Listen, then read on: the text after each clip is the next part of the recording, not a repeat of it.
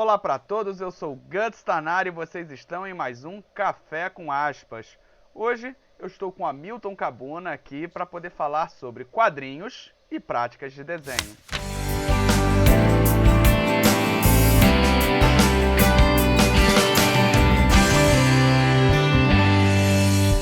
Então eu quero começar já, em primeiro lugar, fazendo. A gente começa debatendo a pauta para depois sair da pauta fazer uma homenagem aqui. Se eu tô na aspas hoje é por causa do Cabuna. Opa, Eu perdi o trem da aspas, né? Eu tava no evento lá em 2011, na Ampu. Tava até falando pra Sabrina, nossa presidente, essa semana, que eu tava no evento, só que eu fui e voltei muito rápido. E aí eu não fiquei para conhecer Natânia melhor. Eu conheci Natânia na época, ela não lembra de mim, eu tinha o cabelo na cintura, mas eu não conhecia o resto do pessoal e tudo mais. Aí eu perdi o trem da aspas, que eu podia estar lá no início. Aí eu só fui voltar por causa de você. Então, se eu estou aqui hoje enlouquecendo com essa associação, eu devo a você, meu grande amigo. Então, é o meu obrigado aqui. Isso estava fora da pauta, que é para deixar a emoção verdadeira. exa Eu já eu tô planejava, mas era para deixar a emoção verdadeira. primeiro eu tô até sem graça agora, não sei nem como conduzir, vamos fechar o programa então, depois a gente volta. E eu tô mais surpreendido em você ter tido cabelo até a cintura. Ai, meu filho, nem me fale isso. Tem foto no Instagram, para quem estiver curioso. Vou ver. Vamos lá. O nosso tema é um tema surpresa, que se der bastante visualização, se vocês gostarem, a gente vai dar continuidade com outros temas numa mesma série, tomara que vocês gostem. E eu acho que pode ser uma coisa muito legal aqui, que nos nossos bate-papos para a formulação da pauta, deu essa ideia. É lógico que existem inúmeras. Eu estou falando muito É lógico que existem inúmeras definições de quadrinhos. Mas a gente pode dizer que existe uma relação entre texto e imagem, certo? Por mais que você Uhum. tenha o quadrinho mudo e tudo mais, você tem uma relação, geralmente, entre texto e imagem. A gente começar o nosso debate, existe, na sua visão, como especialista, alguma hierarquia entre texto e imagem? Cara, sim, aí já vou chegar metendo a polêmica já. Eh, a prerrogativa é da imagem, ponto. Pelo seguinte, tudo numa página de histórias em quadrinhos é um desenho, inclusive o texto. Então, a gente está lendo um balão de fala, uma onomatopeia, ele só existe ali como desenho. O balão de fala, ele é uma representação gráfica de um fonema. Naquele universo, os personagens não leem os balões, quem lê é a gente. Então o balão são as pessoas falando, como a gente está aqui falando aqui agora.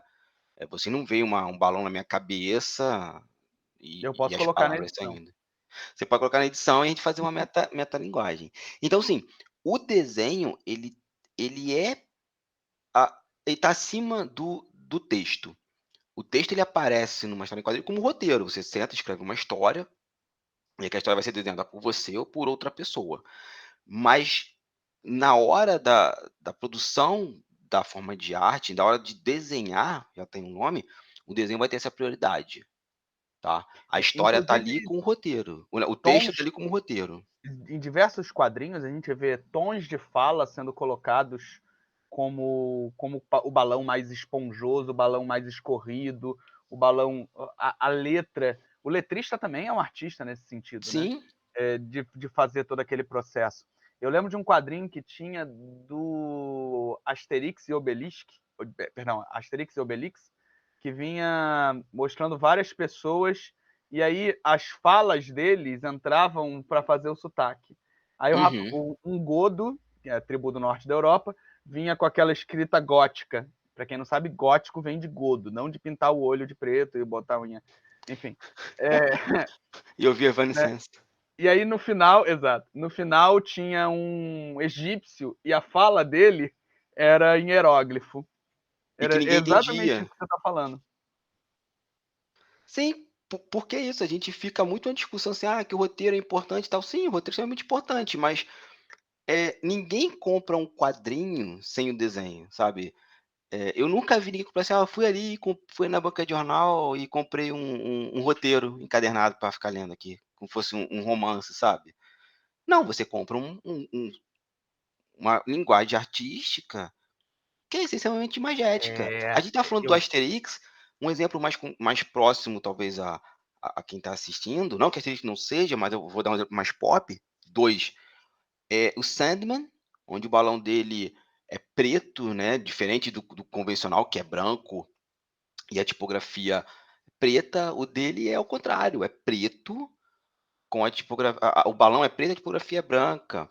Se a gente pegar o Thor, a tipografia dele é completamente diferente, é, é uma letra, se eu não me engano, quem desenhava as letras dele na época, W Jovem, nos anos 80, era Lilian Mitsunaga. Se eu estiver falando errado, eu peço desculpas a ela. Mas era uma letra, quase que manuscrita, para passar aquela coisa shakespeariana, tal. E quando ele convivia com o Capitão América e com o Homem de Ferro, o Capitão América tem uma fala normal e o Homem de Ferro uma fala robótica, para dizer que é um robô falando, né, ou alguém utilizando equipamento eletrônico. E é um desenho, é um desenho. Não tem ideia de com que está lidando. Ah, Shakespeare na área? Tua mãe sabe que usas a cortina dela? agora eu vou fazer uma provocação. Antes da gente dar continuidade na pauta, se a gente levar em consideração, vou fazer uma comparação aqui entre teatro e quadrinho. No sentido de teatro ter o texto, mas a formatação é a apresentação, concorda? Uhum. Entendeu a minha linha de pensamento? Sim, sim. Nada impede que você compre um livro de Shakespeare e você leia a peça e vá tentando imaginar ela na sua cabeça. Uhum. Esse movimento ainda não aconteceu com o quadrinho, mas isso vai acontecer no dia que o Alan Moore morrer. Ah, porra, tu não tem a dúvida. Aí, no dia que o Alan Moore morrer, você vai ver todos os roteiros não desenhados, que ele deve ter pilhas, sendo publicadas e a gente vai comprar. Talvez não do Alan Moore, mas da DC Comics vai ter um monte. Que com É, certeza ele vai queimar todos que ele produziu em é. casa, ou a filha, né, vai queimar, mas os que estão engavetados na DC Comics, né, que tá É, aí porque sempre ele tem essa possibilidade, né? Eu não sim, tinha cogitado essa possibilidade. sim. Mas eu acho que ele seria um autor de quadrinhos que sozinho, sem o recurso da imagem, o nome dele teria uma força suficiente para comprar, Ah, para com vender, né? certeza, com certeza. Não é à toa que ele fez Jerusalém, um negócio, um tijolo caro e vendeu. Acho que não me engano tá na terceira ou quarta edição. A Voz do Fogo, que aqui é republicado constantemente, acho que no Brasil só saiu 2 edições pela Conrad, ou uma edição só, não me lembro, mas são 2 putas livros. O Jerusalém eu até comecei a ler, mas assim, não dá, meu inglês não acompanha o Jerusalém. Aí deixei tem na biblioteca aqui perto de casa, eu peguei para ler, eu falei: "Ó, reconheço meus limites". Alan Moore me Em faz termos reconhecer desse meus tipo de limites. metalinguagem, é interessante o Conto de Areia, que o Pipoca Nanquim lançou aqui, porque ele é um roteiro eu esqueci o nome, eu vou botar aqui na tela, do cara que criou os Muppets, né? E Hum. aí, o interessante é que o quadrinho começa com o roteiro e você vai lendo e ele vai criando o desenho a partir daquilo. E tem momentos que o roteiro volta para trás. Então ela faz essa metalinguagem. Mas assim, a ideia original não era um roteiro para HQ. Era um roteiro que foi quadrinizado. É outro processo. A É ideia qua era ser um roteiro para cinema. A gente está quase vendo o processo criativo do desenhista, Exato. né, ali. É lindo, não? Assim, a história é meio. Mas assim, é lindo. É lindo. Vale como uma leitura de arte demais. E A aí, história não é importante, né, o importante é você ver aquela exato. obra sendo feita. Sim, A sim. história, Vamos então prosseguir a nossa pauta e bora, a bora. gente cogita o que seria então o desenho, o que é o desenho dentro dessa linguagem de HQ. Cara, então vamos dar um passo para trás sobre a definição de quadrinhos, e a gente define muito quadrinho como imagem sequencial, justaposta, tal, tal. Mas é aquilo, essa definição tem um problema, ela é boa, mas ela é problemática, porque imagem sequencial é qualquer coisa, um desenho animado é, um cinema é, uma fotonovela é, a novela na televisão, né, é, seriado, etc, etc. E a gente acaba colocando nesse balaio de gato muita coisa. que às vezes nem é quadrinho, mas só porque a gente botou 2 imagens uma ao lado da outra, você acaba, eh, dando a ideia de que é quadrinho. E quando eu vim para cá, eu comecei a vir para aqui para Portugal, eu vi um vídeo do professor Alexandre Link, que ele está falando sobre essa coisa da linguagem dos quadrinhos, e ele indica uma autora, eu comprei o livro dela, não é físico, eu peguei o e-book, que o livro é o Comics and Language, Remaining Critical Discourse of the Form.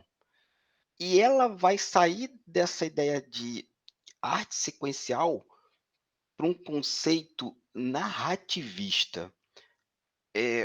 O que ela quer não, é narrativista temporal, assim.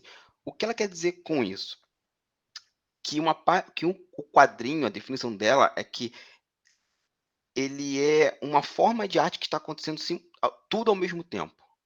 Você não tem como fazer isso no cinema, por exemplo. Você precisa de cenas cadeadas, o teatro, uma série de televisão, animação, tudo. O quadrinho não. Tudo acontece ao mesmo tempo.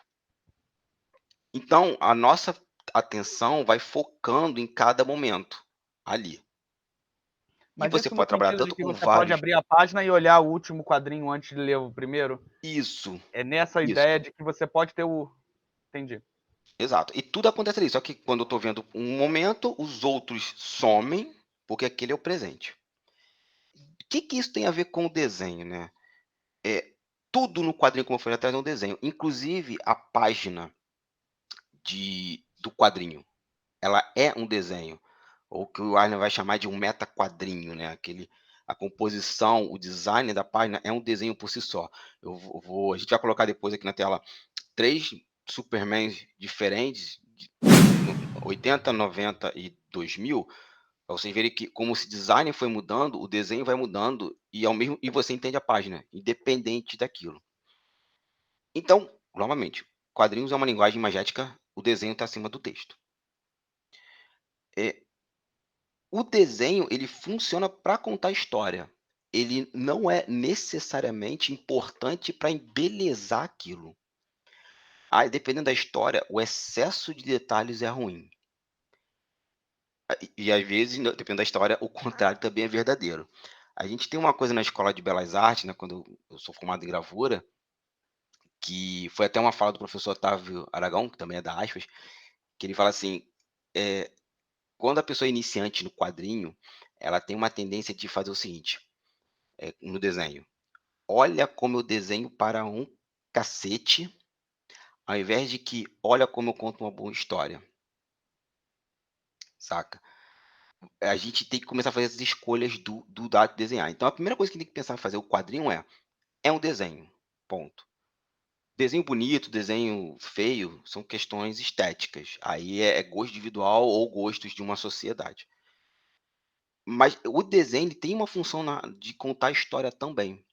Uma linha, uma mancha que vai simular uma sombra, uma textura, ela tá em função de contar aquela história.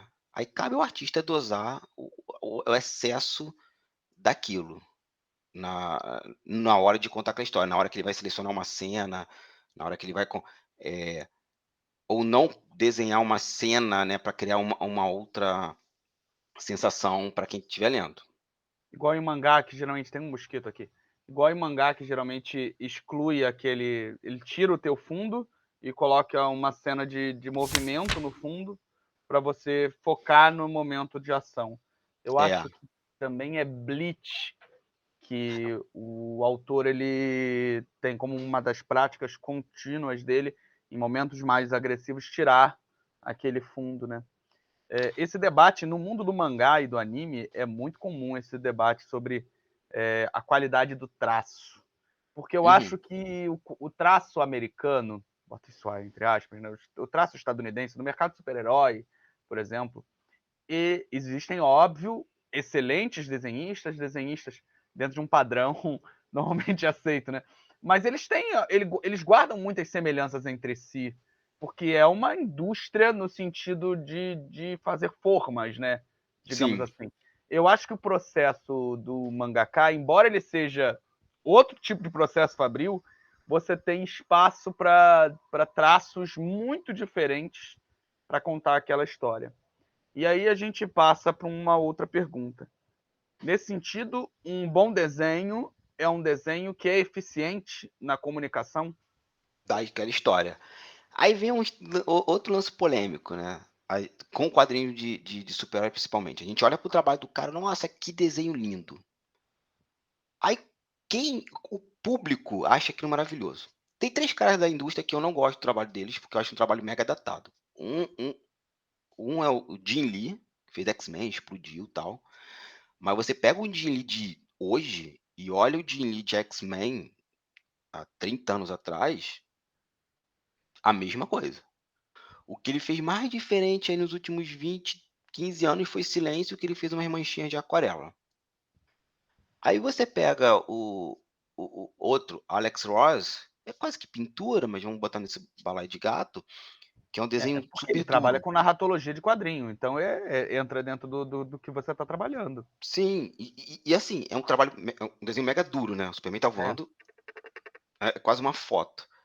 É uma foto, né? Ele tira, faz poses, tal, não sei o quê. Eu acho que o domínio da técnica do Jim Lee e do Royce Alex é Ross. muito boa. E o terceiro é o David Finch, que inclusive eu sigo o canal dele no YouTube, que é muito bom ele como professor, ele é excelente, mas eu não gosto do trabalho dele. Por que eu dei esses 3 exemplos? Porque são 3 caras que estão na mídia, tudo que eles fazem explode e tal. Mas é aquilo, o Jim Lee, como eu falei, é um desenho datado, é um desenho típico dos anos 90 e ele ficou lá, e pro público dele tá tudo certo. O Royce ele resgata uma aura de ouro, né, daquela desenho clássico, quase uma coisa, Norman Rockwell aplicado aos quadrinhos, e alimenta aquela ânsia do fanboy, da fangirl de: "Ó, se os super-heróis fossem de verdade, seriam assim". E o David Fincher, como ele é filho, né, ele nasce ali na Image Comics, ele tem aquela coisa de desenho, os cara fortão, luz e sombra, tal. Mas quando você olha e ultrapassa o desenho, aí vem, o desenho da figura humana desses 3 caras é muito bacana. Mas quando você ultrapassa isso, tu vê que o desenho não é tão bom assim. Você vê que, por exemplo, o Jim Lee, a textura dele é a mesma para muita coisa. Então, o pelo de um cachorro é muito parecido com a pena de um pássaro. Tu vê o Royce, é aquela coisa dura, estática, sem vida. E tu vê o David Finch, ele sai tacando luz e sombra e tudo, textura, linha, rachura, pá, e fica por isso mesmo. A molecada vê aquilo, fica doida, mas quando você novamente, você começa a estudar, tu fala: "Cara, isso aqui não é tão legal assim, isso aqui não funciona pra história, não precisava de tanta sombra". Então o desenho no quadrinho, ele tem que ser funcional sim àquela história. Você pode ter um domínio do desenho, óbvio, o virtuosismo é legal, mas será que realmente precisa ser tão virtuoso assim? E depende muito do que tipo de história você está contando, de que gênero você está falando. É, por exemplo, o mangá. Se a gente pegar dentro do próprio mangá, você tem o Bleach, que eu acho um desenho espetacular, e você tem do outro lado o Katsuhiro Otomo, que também tem um desenho espetacular e também faz mangá, mas é outro tipo de desenho, sabe? Você consegue identificar aquele padrão. O desenho do Bleach funciona em Bleach e o desenho do Katsuhiro Otomo funciona em Akira. E os 2 sabem desenhar, os 2 sabem trabalhar com textura, tudo isso. Como a gente estava falando um pouquinho atrás, o autor do Bleach, ele sabe como desenhar o cenário. É uma conversa de 2 pessoas. Eu não preciso de porradaria, o cenário é mega rebuscado. É porradaria entre 2 ou mais pessoas, o cenário some, porque o mais importante é aquilo. Então, saber desenhar também é saber fazer escolhas. Em que momento eu tenho que desenhar pra cacete, em que momento eu só saio e a história é mais importante. O do Akira é aquilo, ele desenha os cenários ainda, só que, ó, é uma cena de velocidade. Os cenários ficam com pouquíssimo detalhe e mais linha de ação. Então o desenho, ele tem que servir para contar história, e não tem que ser belo o tempo todo, você não tem que fazer tudo o tempo todo.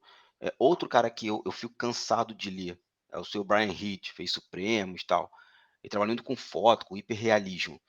É um saco, é um Era isso que eu ia saco. falar. A visão que eu parece, tirando a ideia de musculatura e de corpos Uhum. principalmente do quadrinho estadunidense, que tem todo aquele apelo sexual, especialmente para mulheres e tudo mais, para o desenho que é feito de mulheres.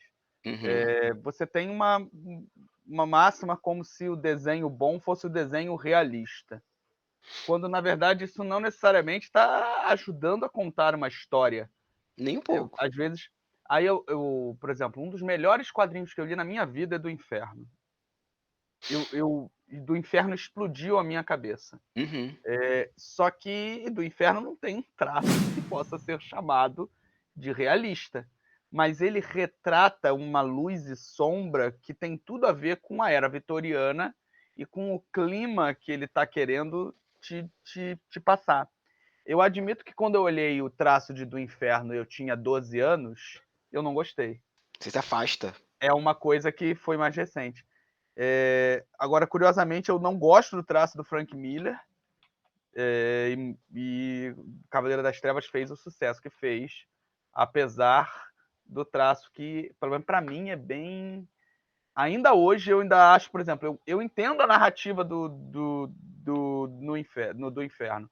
Agora, o traço do Frank Miller para as obras dele, eu sei lá, eu não sei se é problema meu também com o extremo xenofobismo do autor, e do fato de eu ter analisado o Cavaleiro das Trevas na minha dissertação, e aquilo, embora eu não estou criticando a qualidade, é um excelente quadrinho, tá? Mas ele constrói o arquétipo do neoliberalismo. Sim. O Batman é o homem que se faz por si só e que se sente no direito de bater nos outros, e ali você tem uma série de leituras muito complexas se você for contextualizar o momento que os Estados Unidos viviam naquela época, né? Sim, ele é Reagan, total, né? Então, que Total o Reaganismo, que é o 85. período que eu estudei, gente. Desculpa, eu sou de história, funciona assim. Mas olha só, o desenho do Miller, eu gosto muito daquele desenho antigo do Miller, além Demolidor, eu acho lindo, porque ele tem um desenho muito esquisito, É esquisito. mas que funciona muito bem com o Demolidor, aquela luz e sombra, aquela coisa Eu acho que funciona ninja. muito em Sin City. É, porque Sin City já é ele liberado das amarras editoriais e fazendo o que ele quer. Aí ele vai trabalhar com luz e sombra, com a linha branca em cima do papel preto, tinta branca, E o e vamos vermelho em nessa. momentos chaves, né? Ou amarelo, né, a Isso, do cor Homem em Amarelo, por exemplo. momentos chaves. Mas engraçado ter falado do Inferno, eu vejo muita gente que estuda quadrinhos e fala assim: "Ah, do Inferno desenho, o cara não sabe fazer desenho". Eu falei: "Gente, o cara se baseou nos trabalhos do jornal do século XIX para fazer aquilo. Era aquele tipo de desenho, aquela mancha, aquele excesso de pontilhismo, de linha, para mostrar aquela sujeira, aquilo é o jornal, eh, londrino.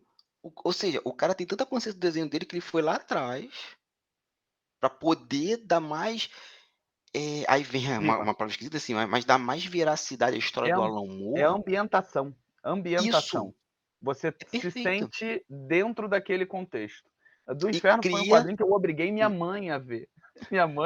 Eu obriguei minha mãe a ver. Eu botei ela para sentar. Ela sentava todo dia com aquele quadrinho pesado, reclamava da letra ser miúda, mas ela leu e realmente admitiu que é algo maravilhoso. Um outro exemplo bom para a gente falar sobre isso, e assim, até certo ponto comum, é Maus. sim. O quanto ali o desenho está numa função. E quando você vê as outras coisas que o Art Spiegelman fez, o quanto ele ali está estilizando o desenho dele para contar algo. Inclusive, se você pegar as primeiras páginas, nem mal os personagens usam máscaras. Não, aquilo ali acontece nas primeiras páginas.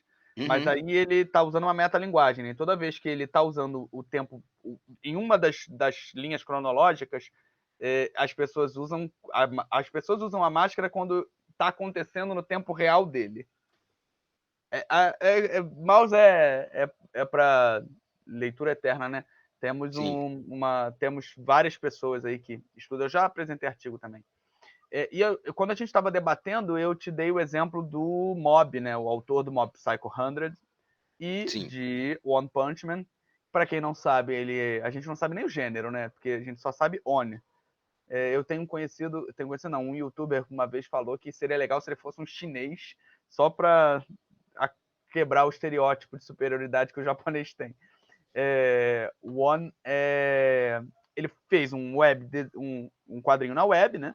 E fez um baita de um sucesso, só que ele fazia de qualquer maneira entre aspas, gente. Ele não esmiuçava o desenho dele, então ele parecia storyboard, né? Até Sim. certo ponto. E aí começou a fazer muito sucesso, todo mundo gostou muito. E o Miura, eu não me lembro o primeiro nome dele, boto na tela, pegou e fez os desenhos, e ele está sendo publicado, a edição que virou anime, que fez muito sucesso, é a edição com os desenhos do Miura, que é um desenhista que tem uma qualidade de realismo muito, muito forte. Mas se você for pegar, a narrativa do desenho é do Oni. E aí, eu estou colocando aqui na tela agora os comparativos entre o desenho do Oni e o desenho do Miura. E eu acho que é Miura o nome dele. Se eu estiver falando errado, agora já era. É muito fascinante o quanto o contar a história é do Oni. É com o desenho feio, entre aspas. É com o desenho que serve aquele propósito, né? E aí, quem é o desenhista, então? O Oni ou o Miura? Se a gente levar em consideração, é mais ou menos como uma dublagem. Entende a metáfora que eu estou fazendo? Por certo, é lógico que a gente tem vários programas que, quando são dublados, eles são reinterpretados pelos atores, né? O dublador, ele é um ator. Mas, em tese, a ideia da dublagem é que você pegasse o ritmo de interpretação que a pessoa está fazendo e tentasse emular com a voz traduzida, certo? Então é mais ou menos isso. O Miura, ele faz os ângulos, ele faz os splash page, ele faz o que está no original, só que com um traço hiper rebuscado, assustadoramente rebuscado. Tem algumas páginas que tu fala assim, esse cara demorou 6 meses fazendo essa página. Porque é muito, muito, muito bem cuidado, digamos assim. E que eu acho extremamente maçante de ler. Eu acho que em algum momento é tanto detalhe que eu fico. É como ler Brian É um Hitch. pouco cansativo. É. A outra obra do Oni que fez sucesso, que é Mob Psycho 100, que eu falei aqui, o mangá é desenhado por ele. Só que com algum cuidado. O desenho continua não sendo o padrão estético que a gente está acostumado, tá? Mas em termos narrativos é maravilhoso, é melhor do que o One. É melhor do que o One Punch Man, no caso. É melhor do que o que ele faz nos super-heróis lá. É bastante. Ele tem uma qualidade de narrativa muito grande. Muito Sim, atípica. e que eu falo que o One Punch Man, quem está desenhando é o One, não o Miura. Porque se a gente tá falando que quadrinho é uma linguagem que vai trabalhar com essa coisa de espaço-tempo, do conceito de narrativa, o Miura, ele tá ali para dar embelezamento àquilo, mas o ato de contar a história já foi executado, e de forma primorosa, porque eu leio One Punch Man quando eu posso, e é uma leitura que eu faço no final de semana, porque, como eu falei, é cansativo ler aquelas páginas, porque é extremamente detalhado e eu fico assim agoniado. Outro mangá Aí, muito ó, bom. confundi. Não é Miura, não, é Murata. Ó, tava aparecido. E já tinha aparecido na tela, eu devo ter posto alguma zoeira, mas é Yusuke Murata. Desculpa. Não, Eu fui ele não vai verificar. saber, então tá tudo bem. Faz Mas parte. quer ver um mangá que eu gosto de ler, até para estudar essa coisa de luta, é o Dragon Ball Z. Toriyama, para mim, ele tem o equilíbrio perfeito entre aquela coisa caricatural do Dragon Ball, aqueles cenários realistas, o cenário, quando não é realista, ele vai ser uma coisa mais caricatural, ele sabe fazer as coisas mais fofinhas, principalmente Dragon Ball, a primeira fase. E quando ele tem que desenhar cena de luta, ele desenha bem pra caramba. E assim, pra mim, ele chegou num equilíbrio muito bom de olha o quanto eu sou bom desenhando e olha o quanto eu não preciso desenhar tanto para contar uma história. Ele chegou nesse nível que eu acho muito, muito bom. Fazendo um paralelo com cinema aqui, eu vejo muitos críticos de cinema criticando. Os críticos criticam, é isso que eles fazem. Criticando Né? aqueles filmes que são muito cortados, que aí o camarada não sabe filmar ação, então ele vai picotando e aí você fica esteticamente feio. E Uhum. aí você tem grandes filmes de ação que trabalham com planos de sequência, e aí é aquela coisa maravilhosa. Isso também acontece no quadrinho. Tem muito autor de ação que trabalha com ação e que não sabe reproduzir a ação da maneira certa no quadrinho. Tem. Por exemplo, novamente, o Jin Lee. Como todo o personagem dele é tudo musculoso batendo, não tem aquela coisa plástica do soco pegando na pessoa. Aí um cara que eu admiro pra caramba, que muita gente critica dentro dos quadrinhos, é, de super-heróis, é o John Romita Jr., que é um cara que, se você pega ele nos anos 90 e vai até ali, até hoje, tu vê que ele foi fazendo evoluções, ele vai sempre dando alguma coisa. O Hulk contra o mundo que ele fez, o arte final da Klaus Jason, cara, é muito Dragon Ball. Você vê que ele vai pegar a estética do Dragon Ball. Não sei se ele pegou Dragon Ball, mas assim, mas você pode comparar É de que as cenas data? de Que a luta. gente tem que Oi? ver isso também. Depois de determinado tempo, o quadrinho japonês começou a influenciar muito o quadrinho americano, Não, sim. estadunidense, no sentido da arte. Então teria que pegar a data direitinho para ver qual foi, se já Não, tinha Hulk essa contra o Mundo influência. é 2008. Ah, 2008, então já tinha, 2009. já tinha, já Sim. tinha. Não, eu não posso dizer que ele realmente pegou o Dragon Ball Z, Não, isso eu mas quero pode ter dizer. influenciado mesmo que Sim, sem indiretamente.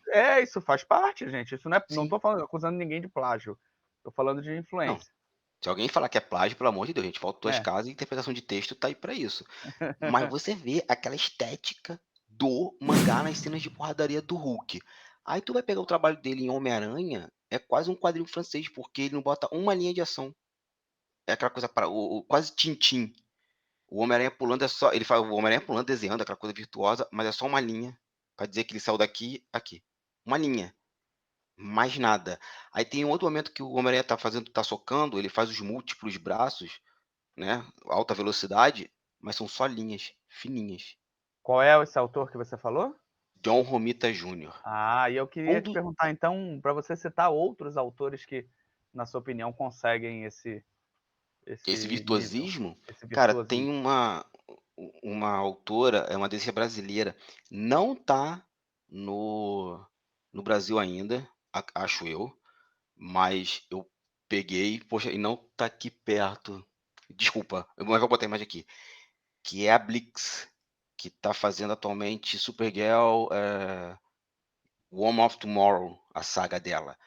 Bicho, é lindo o trabalho da Blix, porque ela me dá a impressão que ela tá fazendo tudo aquilo dali com gravura em metal. Ela trabalha com linha, com achura, uma delicadeza do trabalho. Eu sou doido pra que saia aquilo preto e branco, porque eu acho que a cor ali tá um pouquinho demais, assim, sem a cor, ia ficar um trabalho muito bonito. Mas a Blix também, quando ela faz a textura, você vê que cada coisa tem sua textura certinha, é tudo muito bem pensado, é tudo muito bem planejado na história. Ela é uma brasileira, é Blix, Bliquis. Depois de coloca o Instagram aqui pro pessoal ver.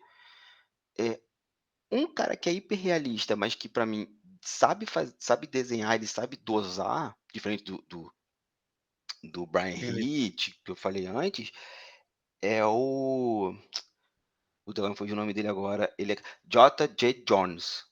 Ele faz muita capa, mas ele também desenhou algumas coisas, principalmente para DC Comics. Ele tem um trabalho muito bonito com a Mulher Maravilha, que é Mulher Maravilha Iqueteia, que é a capa clássica, ela pisando a cabeça do Batman, assim. O trabalho do cara é fenomenal, tu vê que é um desenho ali, ó, vamos fazer cena de luta, tu vê as pessoas lutando, tal, não é aquela coisa, é duro porque ele estava pegando o ritmo ainda, mas tu vê que ele é mais plástico, é mais dinâmico do que muito cara que a gente hoje bate palmas, assim, sabe. Eu estava pensando aqui, enquanto você estava falando isso tudo, sobre do quanto a gente falou aqui da preponderância do desenho no sentido de narrar uma história. Eu estava pensando aqui no método Marvel, que basicamente o Stan Lee rascunhava um plot, né? Olha só, casualmente, eu não sabia disso. Ele rascunhava um plot e passava pro Jack Kirby ou outros desenhistas, e eles é que contavam a história, e aí o Stan Lee botava Os diálogos. os diálogos. E aí, se a gente for levar isso em consideração, como muita gente defende e tudo mais, a importância do Jack Kirby e de outros Steve Ditko, John Romita Pai. a importância na construção desse universo Marvel, que é lógico, existem... o Stan Lee também ele ganhou a projeção que ganhou por ser o Stan Lee, por ser a pessoa que ele era em termos de expansividade, assim. É lógico que a gente sabe que tem um pouco de sacanagem ali no meio também, né? Tem. Tá falando Mas de indústria. tem muita. Mas assim, se a gente levar em consideração, mais do que nunca, né? A autoria deles é possivelmente superior à do próprio Stan Lee no que diz respeito à cronologia das histórias. Talvez a ideia dos personagens possam partir muitas vezes dele. Lógico que a gente também não tem como ficar aprofundando muito nisso sem uma bibliografia adequada, ou sem, né? Mas muita gente defende, eu acho que a gente tinha que talvez falar Jack Kirby e Stan Lee, não Stan Lee Jack Kirby, como tantas vezes a gente fala, né? Sim, eu sou um que fala assim, ó, Kirby, Ditko, John Romita Pai, essa galera ali criou a Marvel. Se a gente tá falando novamente, é uma forma de arte que lida com a imagem e no papel naquele momento, o Stan Lee, óbvio, dava a ideia, mas esses caras pegavam 3, 4, 10 linhas e criavam 22 páginas. Ah, colocar diálogo é complicado? Pode até ser. Eu tô botando pode aqui mesmo, assim, porque com o tempo você vai pegando aquele ritmo e vai ficando muito mais fácil. O Mas método você Marvel não é um método à toa, né? exatamente. Mas você pegar 10 linhas, criar 22 páginas, gente, sabe? São 22 páginas. Mensalmente, não é fácil. Você tem que ter um poder de imaginação que você tem que extrair coisas ali que não estão ali. Tem coisa que você vai ter que colocar para a história crescer, sabe? Particularmente, eu acho até estranho como é que a gente consegue fazer uma narração. Como é que isso era feito, tá entendendo? Porque quando eu Uhum. penso numa narrativa, eu penso nela interligando a minha ideia com os textos e o que está acontecendo na trama. Eu não consigo imaginar, olha só, vou te contar uma história sobre João. João vai roubar um banco e aí dá tudo errado e no final ele casa com o presidente dos Estados Unidos. E era isso, e o cara narrava aquilo tudo. Em Era uma 22 páginas. loucura, era bem pesado. Partindo aqui já para os finalmente, que a ideia hoje era fazer um vídeo curto, eu sei que vocês não estão acostumados, mas eu também não sei quanto tempo a gente já está aqui, né? Não é tão pouco tempo assim, mas vamos embora. Dicas para estudar desenho aplicados nas HQs. O que você pode falar para a gente? Então, gente, olha só. Primeira coisa é, que história, que gênero você quer trabalhar? Ponto. Porque se você quer trabalhar, sei lá, com fantasia medieval, não adianta estudar o traço supers. É perda de tempo. 1906, né? É. 1906 Ah, aquela saga. É 1906, não é? não, você tá falando do Neil Gaiman e do É, Andy Kubert? é mil, É mil, 1400 e alguma coisa. 1400 e alguma coisa, é. Hoje eu só vou botar o meme do Faustão falando errou o tempo inteiro pra mim. Ai, que burro, dá 0 pra ele. Mas é isso, você vai estudar aquilo que você quer fazer, até porque fica mais fácil. Escolheu.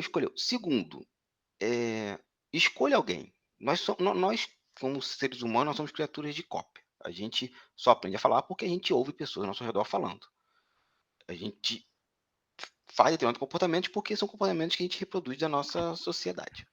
E no desenho vai ser a mesma coisa. Não existe um eremita numa caverna criando do nada. Não existe criação do nada. Isso é outra estupidez que acho que um dia a gente tem que discutir sobre isso. Mas assim, goste de uma pessoa, olha o trabalho dela, tenta olhar o trabalho dela lá atrás. E eu quero dizer assim, não é copiar ela ipsis-literis, tá? É ver assim, como é que ela encontra soluções gráficas para determinados problemas. Um exemplo, quero desenhar um cabelo loiro. Então, você vai pegar a Blix, essa autora, essa desenhista que eu falei, a Supergirl é loira. Só que ela tá falando na Supergirl um cabelo um pouquinho cacheado, lembra muito ali o final dos anos 60, 70 da Supergirl, né, o cabelo liso como estava até então. Bom, eu acho que estava até então não tô acompanhando muito a DC Comics. Então a Blix faz o cabelo loiro daquela maneira, cacheado. Como é que você, que está estudando desenho, vai fazer um cabelo loiro liso, utilizando o estilo da Blix? Deu para entender? Como é que ela bota o peso da linha? Aí você vai ver assim, nossa, ela quando desenha o exterior do cabelo, a linha é mais grossa. No interior, ela usa 2 tipos de linha. Então seria grossa, média, fina. Ela bota as linhas mais finas, mais juntas para criar uma sombra, um volume. Entendeu isso? Beleza. Agora aplica isso num cabelo cacheado numa fotografia. Esquece até o rosto, mas faz isso só no cabelo. Decalca o cabelo, faz foto. Anyway, e se for no papel, se for caneta, se for no digital, o resultado é o mesmo. Porque quando você vai fazendo isso, você deixa de ser uma cópia, você usa aquela pessoa como referência e deixa de ser uma cópia. Por quê? O que que é a cópia? É quando você encontra uma fórmula, um método. O que que é o aprender? É quando você entende o processo e faz ele em outras situações. Ah, beleza. A Blix faz isso com o cabelo tal. A Blix usa lapiseira. Um exemplo, não sei se ela trabalha com lapiseira digital, mas a Blix usa lapiseira. E se eu fizer com lápis? E se eu fizer com lápis 6B? E se eu fizer com lápis 6B com uma ponta e outro lápis 6B com outro tipo de ponta? Que resultados eu vou encontrar a partir de um trabalho da Blix? E olha que eu só faço um trabalho que é o cabelo. Segundo, é entender conceitos básicos de desenho. Então, assim, perspectiva é sim sentar, debruçar, estudar perspectiva. Mas, novamente, como essa perspectiva você trabalha para narrativa? Às vezes você não precisa fazer uma perspectiva mega elaborada, com escalímetro, nada disso. 2, 3 pontos de fuga, compreendeu, passou a veracidade daquele cenário, aplica. Luz e sombra, mesma coisa. Não precisa detonar toda a luz e sombra, nuance de tons e tal. Entende o funcionamento básico. Nesse momento o que eu quero falar é, entenda o funcionamento básico dos elementos constituintes de um desenho e trabalha com eles. Sentiu necessidade? Aí você procura um curso, aí você trabalha com isso. Mais 2 dicas para a gente fechar. Penúltima, faça um mapa de referência. E o que que é isso? Você gosta dessa pessoa que desenha? Em quem essa pessoa se inspirou? Você desce. Aí você pode ir descendo. E quem essa pessoa que se inspirou? Você vai descendo. Em geral, eu faço 1, 3, mais 3 embaixo para cada um, já deu 3, 6, 9, 12. Paro aqui nesses 12. Então, já tenho 12 pessoas para estudar. E vou aplicando. Como é que essa pessoa. Tá, como é que esse artista aqui, sei lá, o número 10 trabalha com luz e sombra? Ah, eu não gostei. Vou pro artista 7. Como é que o 7. Ah, ele. Pô, achei mais bacana tal. Então, eu vou copiar, vou estudar essa aplicação da luz e sombra dele. E para fechar, é se convencer de uma coisa. Ninguém sabe desenhar. Ninguém.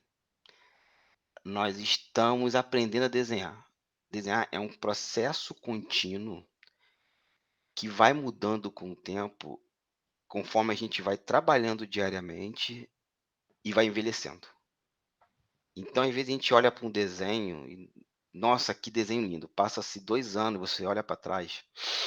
Meu Deus, como é que eu achei isso aqui bonito? Às vezes você gosta de um artista hoje, você olha para outra pessoa, ou olha para esse mesmo artista 2 anos atrás. Gente, eu gostava de Jim Lee. Eu gostava de Eric Ross. Eu falei Eu aqui, já quando eu lia quadrinhos dos anos 90, eu nunca me é, aproximaria de determinados autores que hoje eu adoro. sim, sim, a gente já foi jovem e inconsequente, porque ser jovem é ser inconsequente. Eh, e é isso, a gente tá sempre desenhando. Então, assim, não não vejam o desenho, seja ele para quadrinhos, ilustração, concept, ou para vocês mesmo como hobby, mas não veja ele como um fim, mas veja ele como um processo até de crescimento como pessoa mesmo, mas como um processo evolutivo, que assim, a gente vai sair dessa vida sem saber desenhar tudo aquilo que a gente queria, e tá tudo bem. E tá tudo bem. Talvez dentro daquele determinado escopo, você seja um grande artista, seja uma referência para outras pessoas. Mas se lá dentro tiver aquela frustração, porra, eu não consigo fazer a achura que eu queria, tá tudo bem. Se você tem vontade, estuda. Se não tem, pô, não consigo dominar aquilo, tá tudo bem também. Então, acho que essas são as minhas dicas aí pra galera já começar a enveredar no mundo dos quadrinhos. E a mais A gente, importante é desenhar, né? Pega o material e sai desenhando. a gente pode resumir numa máxima que vai denunciar a minha idade, e eu acho que a sua também, que é como já dizia o velho Chacrinha, nada se cria, tudo se copia. A verdade é que Exatamente. até os nossos ídolos tiveram seus ídolos, até as nossas influências tiveram suas influências, e isso é normal, tá? É Sim. normal. A gente aprende dessa forma, né? Então, vamos para os jabás, para a gente poder fechar. Hamilton Cabuna, como o nosso público consegue te encontrar? Então, gente, eu tô aí nas internet na vida em vários lugares diferentes. O primeiro eu tenho um podcast, que é o Quadrinhos e Narrativas, tá no site tunolivre.com. Lá, o Gantz já participou algumas vezes, tem que voltar lá, que o pessoal até pede. Estou esperando. Então, não, vamos fazer isso acontecer. Eu tô no turnolivre.com, é um agregador, vários podcasts, né? Tem sobre futebol, filosofia, variedade.